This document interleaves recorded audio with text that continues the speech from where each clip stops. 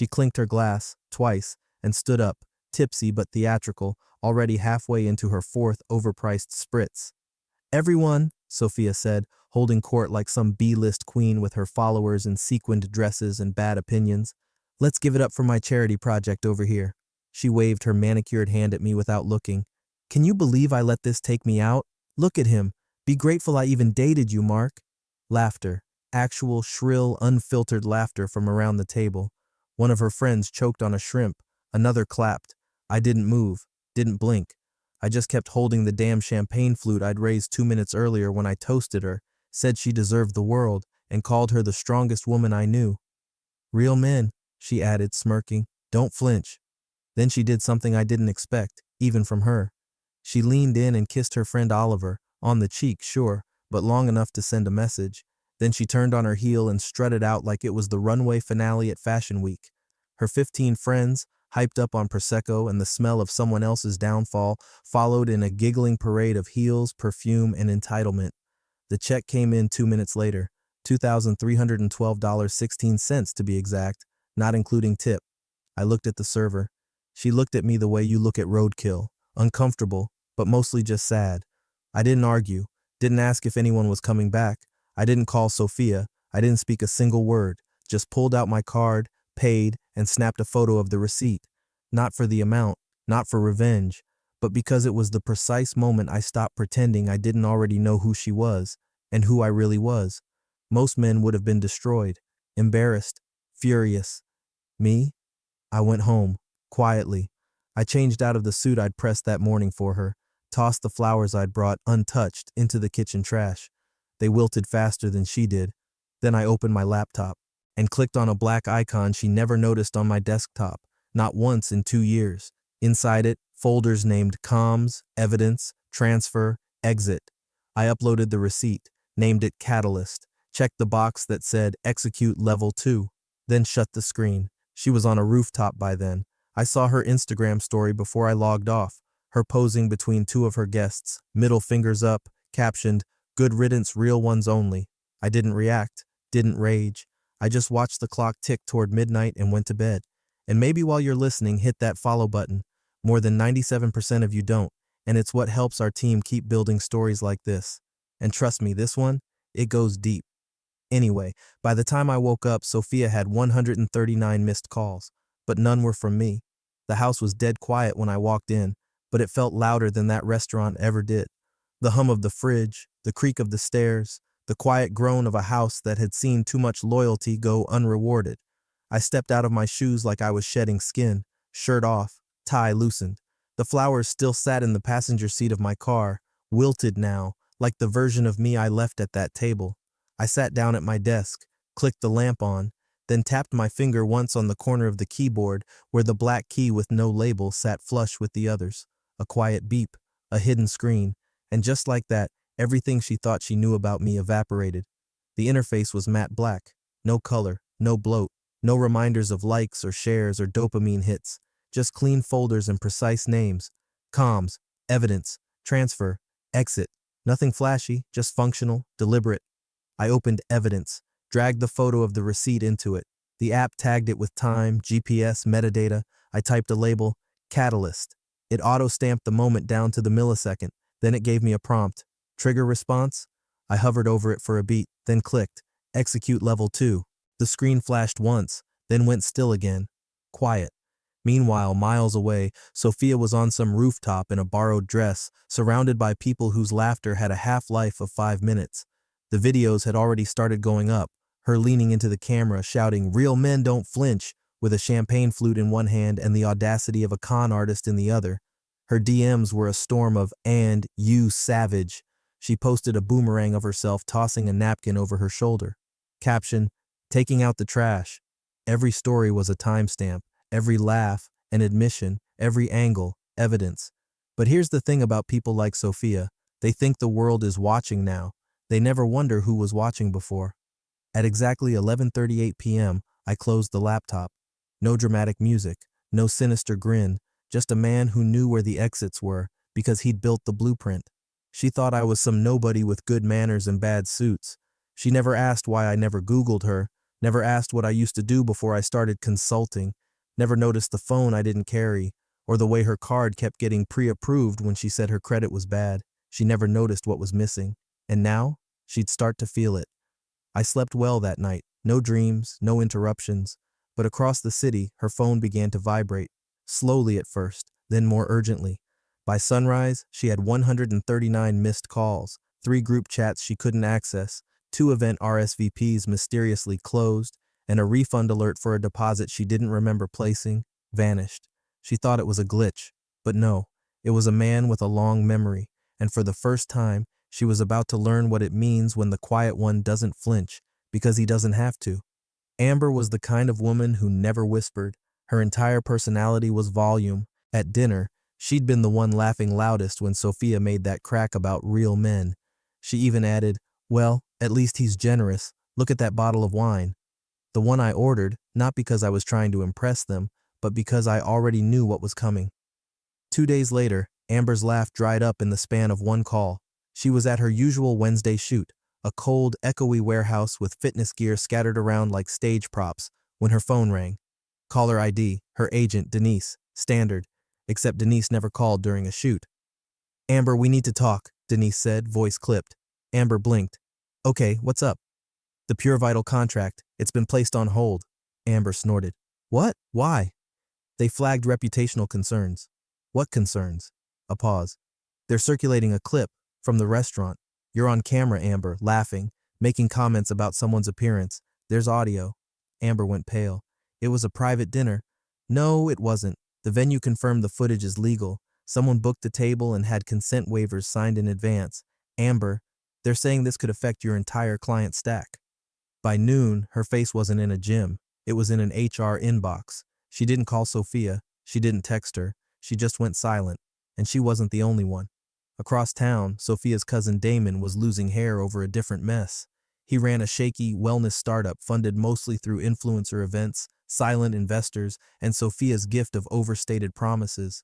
2 of his backers, names Sophia had personally brought to the table, called him within hours of each other. Both conversations ended the same way. "We're out. Risk profiles changed."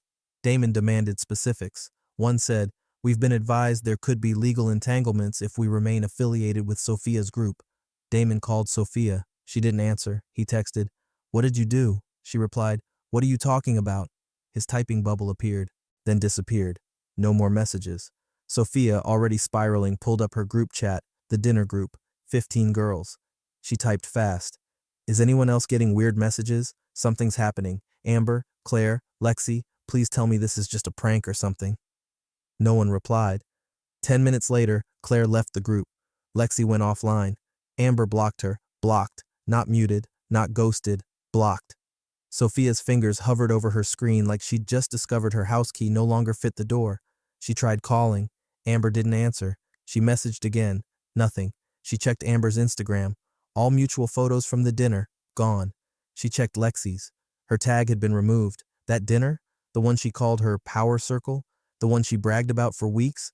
It had become radioactive, and she had no clue why, no clue who, no clue how, because when a system breaks quietly, the loud ones never hear it until it's already collapsed. Monday morning, Sophia strutted into the office wearing a white power blazer and a smile 2 sizes too big for the week she was about to have. She had her assistant blast the scent diffuser in the lobby with some ridiculous fragrance called Victory. She liked the symbolism. They had just locked a 6-figure deal with a sustainability tech brand that was desperate for a millennial-facing rebrand. She pitched them influencer campaigns, emotional storytelling, and values-driven optics. She even name-dropped her dinner circle as brand ambassadors. The contract was supposed to be signed that morning. Instead, at exactly 9:46 a.m., her assistant appeared in the doorway with a pale face and a trembling iPad.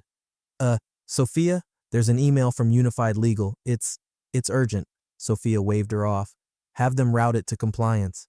It's addressed to you, directly, and it's marked contract termination." Sophia's smile twitched. She snatched the iPad, her acrylic nails tapping rapidly across the screen as she opened the message. Subject line, contract withdrawal, pre-engagement termination. The body of the email was less than 50 words. "Miss Vance, Due to emerging concerns regarding recent public behavior and associated reputational risks, we are terminating our pending engagement effective immediately. See attached documentation. Unified Legal on behalf of Redacted Technologies.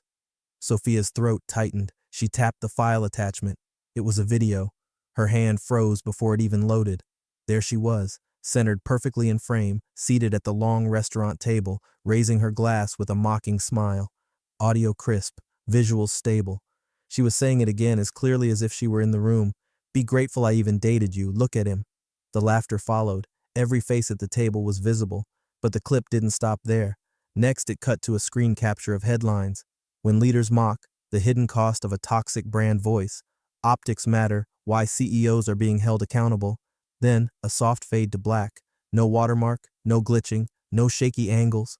Sophia's jaw clenched. She rewound the video, listened again. The audio wasn't from a phone mic. It was clean, directional, like it had been recorded with pro gear, with intent. She slapped the iPad down on her desk. "Who recorded that?" she yelled, loud enough to startle the intern at reception. Her assistant flinched. I don't know. I thought it was just a private dinner." "It was private," Sophia snapped. "No one even had their phones out." Except they had, just not the kind you could see. She opened the group chat again, still nothing. She called Amber, straight to voicemail. She called Damon, rejected. She texted Lexi, delivered, not read. Panic started creeping in from the corners, slow and clinical. The kind that doesn't show up in your heartbeat but in the gaps between your thoughts, where confidence used to sit. She replayed the clip, studied the angle. It wasn't shot from a guest's seat. It was from across the restaurant, elevated, clean line of sight, likely stationary. She had walked into that dinner thinking she was untouchable, but someone had come to record an ending, and it wasn't just some petty TikTok gotcha. This was legal, precise, quiet. She scrolled the email again. No signature, no personal note, just detachment. It wasn't just about losing a contract, it was about being watched. And the worst part, she had no idea how long it had been happening, or how much they had. It hit her inbox at 2:04 a.m., that witching hour when the body's too exhausted to lie to itself, and the mind hasn't yet remembered how to spin stories. The subject line was blank. The sender was no-reply@protonanon.com. Sophia had been up anyway, refreshing her DMs, stalking her own tags, trying to get ahead of the wave that felt like it was gathering but hadn't crested. Not yet. She clicked it out of reflex. There were only two things in the body of the email. One, a single line of text. Be grateful I even dated you. Two, an attachment. ADEMOV file named tableleft_audio_finalcut.mp4. Her stomach knotted before her brain could catch up. The phrase made her skin prickle, not because it was cruel, but because it was familiar. Too familiar. She said it first, at the restaurant. The arrogance of it now echoed. But the video? That was something else. She tapped it. The screen showed the dinner again, but this time from an angle even she didn't remember. The camera was focused low, angled just beneath the edge of the table. You could see her hand gripping a wine glass, the shimmer of her bracelet, and beside her, Lexi leaned in. Then came her voice, quiet, whisper level. "He's just a stepping stone," she said, lips barely moving. "Until I get real funding. You think I'm keeping that when Series A hits?" Lexi giggled. "You're savage." Sophia's voice again, even lower. "He thinks loyalty is enough. Bless his average heart." The video stopped there. Sophia didn't breathe, not immediately. That conversation hadn't been recorded on a phone. It couldn't have been. No one had their devices out. She remembered that specifically because she demanded they stay present for her birthday toast. And yet, there it was, crystal clear. She shot up from the couch, pacing the living room of her loft like movement could change the outcome, checked under the furniture, looked through her purse for bugs like a deranged amateur, even opened the coat closet and glared at the shoes like one might be a wiretap. Nothing.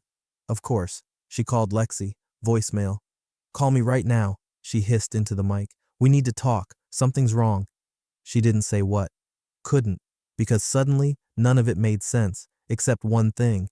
This wasn't someone lashing out. This wasn't revenge show or ex-drama.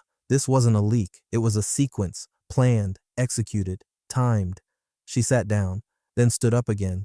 Her reflection in the glass window looked wrong, like a version of herself that had no idea what room she was actually in. She pulled up Mark's old texts. Nothing emotional, nothing accusatory, No late night pleas or jealous rants, no threats, just politeness, boundaries, receipts. She had never seen him raise his voice, never slam a door. He didn't even flinch when she called him background noise during a fight over who'd get the +1 for an awards dinner. And that's when it finally clicked. Mark wasn't some tech-averse sap who consulted for nonprofits and wore off-brand shoes. He was methodical, intentional, patient, a man who noticed what people missed, and she had walked straight into him, thinking he was furniture.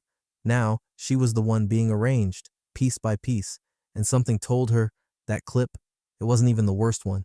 By Thursday, Sophia had exhausted every angle she could still access. Her assistant had gone mysteriously on leave, 2 clients postponed indefinitely, and her group chat was now just a sad echo chamber of unread messages and silent exits. She hadn't posted in 24 hours, which for her was an admission of defeat. She was down to her last card, Anthony, Mark's old college friend, the one who used to tag along to her dinners, the one she tolerated only because he was useful. Developer, consultant, something in tech, always quiet, always taking notes. She never bothered to ask what he actually did. He always wore those gray button-downs like he was either underdressed or overpaid, probably both. She pulled up his number and hit call. He answered after the 3rd ring, voice neutral. Hello? Anthony, it's Sophia. Look, we need to talk. Pause. About?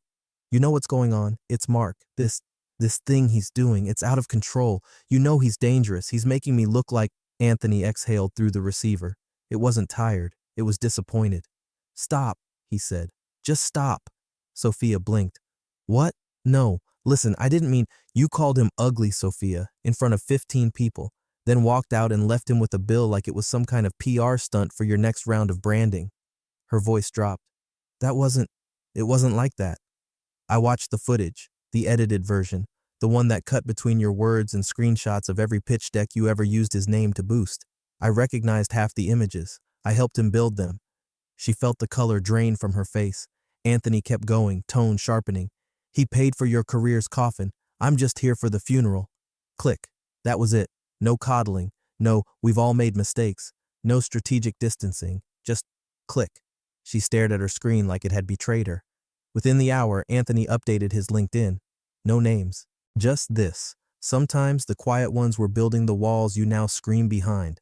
The post blew up, liked by execs at 3 major firms she'd been courting for a year. One comment read, always knew you were the brains behind the best moves.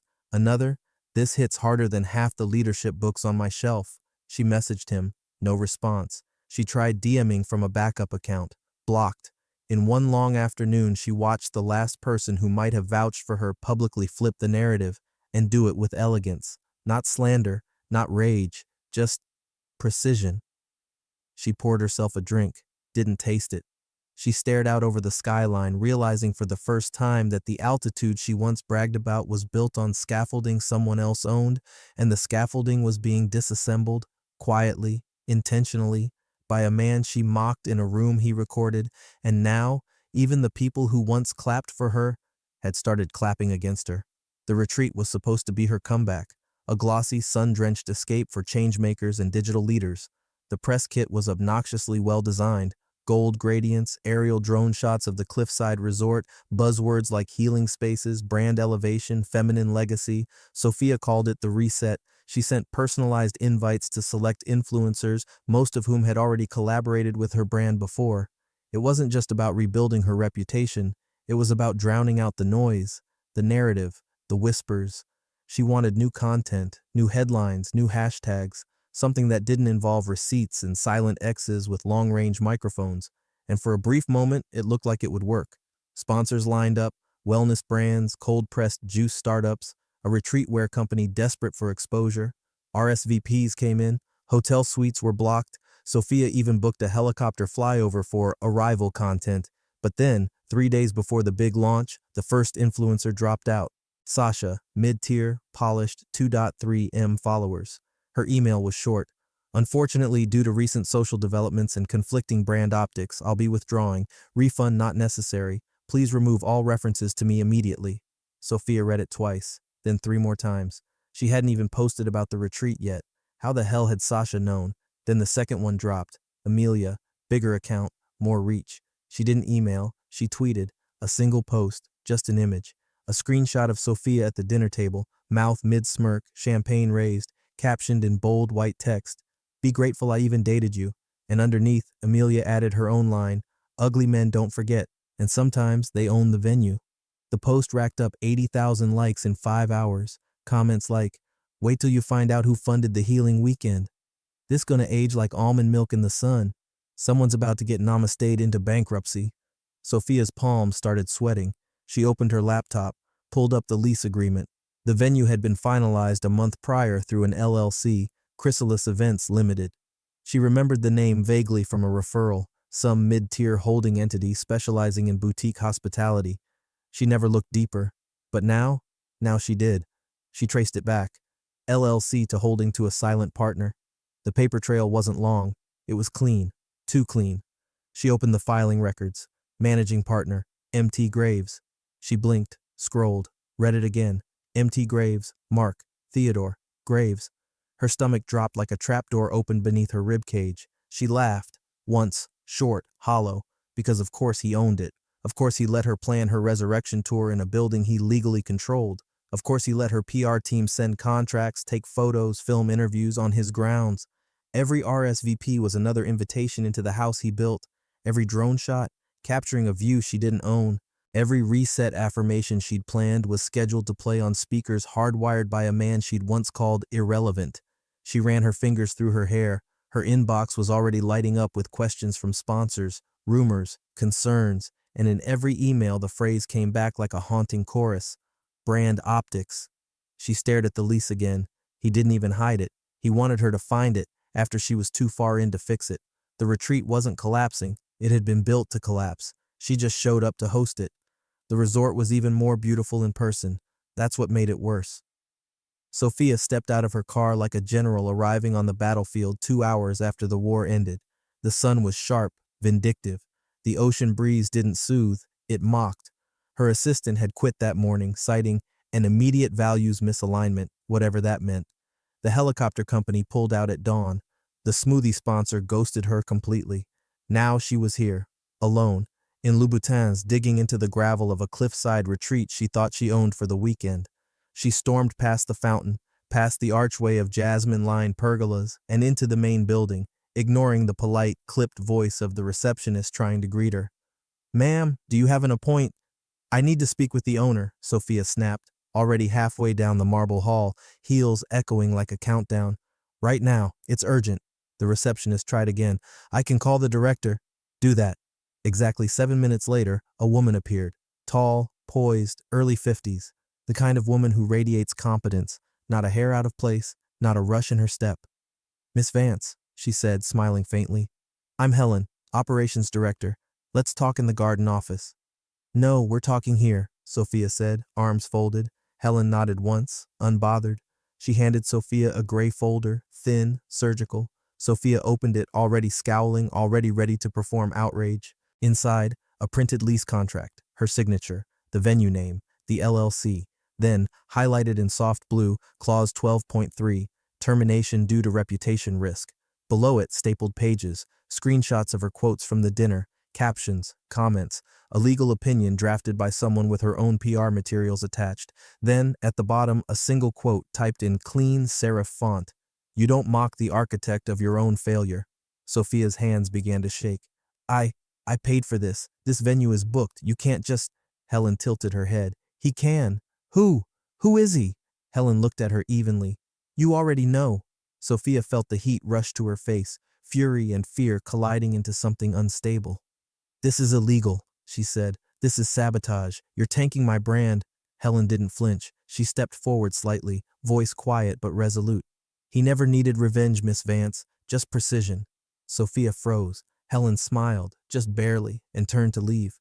Sophia stood there, hands trembling, heart thudding in her ears, staring at the paper she had once flipped through without reading. Like every contract she'd finessed, every man she'd leveraged, a signature here, a charm offense there, a shortcut always. But this time, the page was not a formality. It was a scalpel, and the hand holding it, the one she called average, irrelevant, forgettable, that hand had just ended her entire event before the first guest even arrived. She stepped outside, shaky, disoriented. The sea looked the same, but the signs were already going up. Private event canceled. Her banners were gone, her name scrubbed from the agenda in real time, and for the first time since this all began, she didn't scream, didn't lash out. She just stood there, breathing hard, knowing now, without a doubt, it had never been hers. She called it the honesty dinner. The last card in her deck thrown down with chipped nails and a desperate smile. Sophia framed it as a reset, a redemption arc. Unfiltered, uncanceled, unbroken, her invite said. She posted a sleek graphic on her feed, muted pastels, a photo of a single long table with gold place settings, the kind that suggests vulnerability but costs $3,000 a head to look accidental. The caption read, "Some of you have questions, some of you have doubts. Let's have real talk. I'll answer. I'll own. I'm still here. XOS." It got 1,200 likes, half from burner accounts. The comments were a mess, split between fake cheerleading and brutal sarcasm. But she held to the plan, rented a private space in a tucked-away bistro downtown, candles, music, name cards handwritten in gold ink, 15 seats, only 5 were filled, and they weren't even the 5 she wanted. One brought a +1 who didn't speak, another left her jacket on the chair and ghosted halfway through the amuse-bouche. Someone else spent most of the evening scrolling under the table. They came for the free wine, not the truth. Sophia stood at the head of the table, clutching a glass of Bordeaux like it was a life preserver. She smiled too wide, said things like, "This is a safe space, and cancel culture is so toxic, and we're all learning." No one clapped. They nodded politely, sipped their wine. One asked if dessert was vegan. The chef sent out a final plate, some tiny deconstructed panna cotta no one touched. At 8:12 p.m., the music paused, the lights dimmed slightly, and someone, no one saw who, slid a thick envelope across the linen tablecloth and set it precisely in front of Sophia's charger plate. She blinked. Did someone drop this?" she asked, looking around. The guest looked up briefly, confused but unmoved. She opened it. Inside, a crisp, printed copy of the restaurant bill from her birthday, $2,312.16. A clean transcript, verbatim. "Look at him. Be grateful I even dated you." And a post-it, neon yellow, sharp black marker. "This table was never yours." Her heart plummeted into her stomach. She looked around. No one made eye contact. She stood up so fast her chair screeched, bolted from the room, out the side door, onto the sidewalk, empty, no cameras, no cars, no silhouette ducking into the shadows. She spun once, twice, nothing, just the sound of a city that stopped watching her. She walked back in. 3 of the 5 had left. The plates were still full, the seats were still warm, but the room, colder than ever. She sat back down, folded the bill back into the envelope, took the post-it off and stared at it. "This table was never yours." It echoed louder than any laugh from that night, because now it was true. It was a Thursday afternoon when the segment dropped, disguised as just another dry corner of the internet. A podcast episode titled "Private Compliance and Social Optics, a Case Study." Not flashy, not scandalous, no hashtags, no promos, just a quiet ripple in the tech ethics space. But someone clipped it, uploaded a 57-second teaser to X, then TikTok, then Reddit. It didn't go viral right away. It spread like oil in water, slow at first, then everywhere at once. The podcast host, a calm-voiced woman with an uncanny ability to make lawsuits sound poetic, introduced the clip. "Let's examine the implications of consent within semi-public spaces. In this case study, a dinner recording, legally obtained, captures one participant mocking a partner as a stepping stone and a background prop, followed by collective laughter. Audio begins now." And there she was, her voice, that smirk in audio form, the same cadence she used when pitching brands and seducing investors. Only this time, "He's just a stepping stone until I get real funding. Be grateful I even dated you. Loyalty's cute until it gets poor." Then came the commentary, polished, brutal. A legal expert explained why the recording was admissible, how the location's consent signage, clearly posted in the reservation agreement, was valid. They even brought in a psychologist to discuss social extraction behavior and image manipulation in asymmetric relationships. They never said her name, not once, but every pause, every clipped breath, told those listening, someone had planned this, patiently, perfectly. The internet didn't need names. The dinner photo had already been leaked weeks ago. Faces had been tagged, receipts whispered in group chats, Slack threads, DM chains. The tech world was small, and the PR world, smaller. Within hours, comments rolled in like a slow tide, then a wave. We knew who this was before she opened her mouth. That retreat collapse makes a lot more sense now. Imagine planning a takedown with legal compliance as foreplay. Quiet men with receipts are the new apex predator. Sophia didn't listen to the full episode. She heard the first sentence, then the second, and that was enough. She stared at her reflection in her dark phone screen, the one that once vibrated with praise and opportunity. Now it buzzed with forwarded links, passive-aggressive texts, and silence from old partners. Her brand advisor called, left a voicemail. "There's no spinning this. It's too elegant, too precise. You're not a villain. You're a case study." She didn't cry. She did something worse. She opened her old chat with Mark, typed, "You ruined me." The three dots appeared, then stopped, appeared again. Then came his reply, "You did that, with dessert in your teeth." She stared at it, and before she could reply, before she could reframe, deflect, manipulate, blocked. No goodbye, no explanation, no gloating, just silence, permanent, absolute, like a door welded shut. He hadn't screamed, he hadn't posted, he hadn't begged the world to believe him. He simply documented, waited, then let others do what humiliation does best, circulate. And as she sat in the stillness of her own collapse, one final truth settled in. She weaponized shame, but he made it immortal.